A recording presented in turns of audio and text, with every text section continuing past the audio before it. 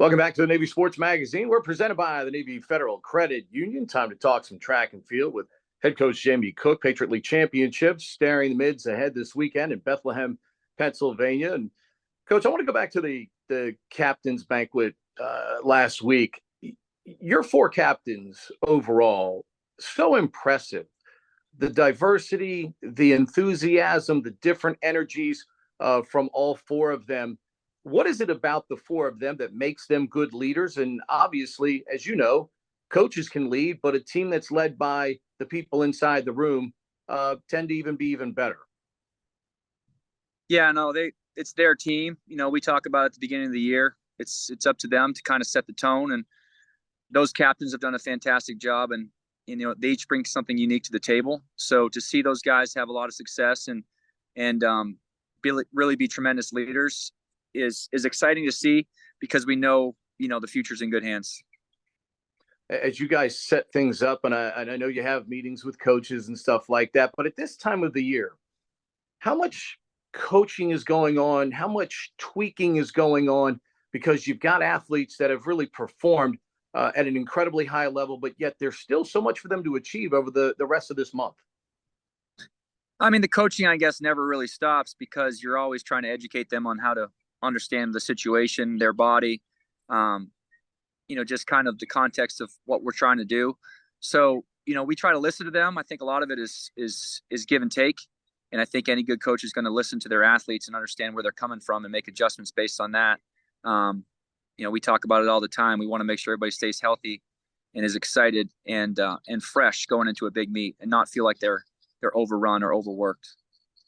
As you get to this point in the season, as you and your staff look back on it, I mean, have you had performers that you've looked at and go, wow, that's more than we maybe even expected from that athlete or two during the course of this year? Yeah, I mean, people surprise you all the time. And that's what's unique about sport, is that there's always somebody who's going to step up.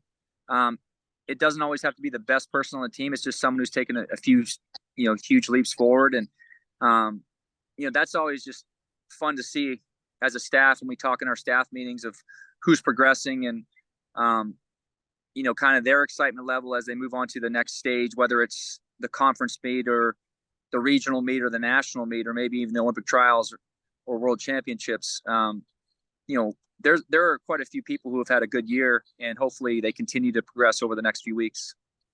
Is the one, and from talking to your athletes, they talk about the competition within their respective disciplines. It's not just them, it's the people that push them to get to be in a position where they are the top performers. I know that's what you all try to create. You want to create that competition. Is that maybe one of the most satisfying things about this, is that you're seeing that when other athletes talk about the great competition they face each and every day just to keep their spot?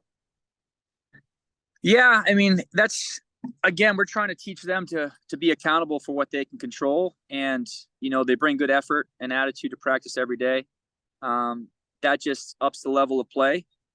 And track and field, like we've talked about before, numbers don't lie, distances don't lie, heights don't lie. So when you're ready to go, we're going to choose the best people who perform the best. But that innate competition within the team only elevates everybody's performance.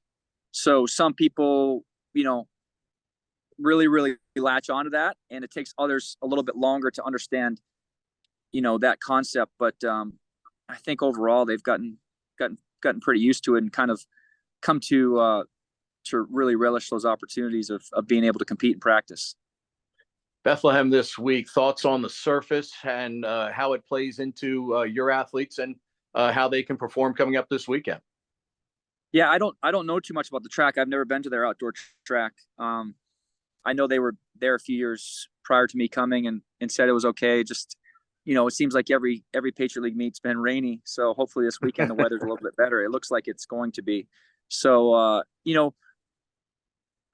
again, the weather and the conditions are the same for everyone, but, we kind of owe it to our athletes for them to have great performances. So, when the weather's better, the winds are better, it's a chance for a kid to have a personal best or a school record or a regional qualifier or a national qualifier.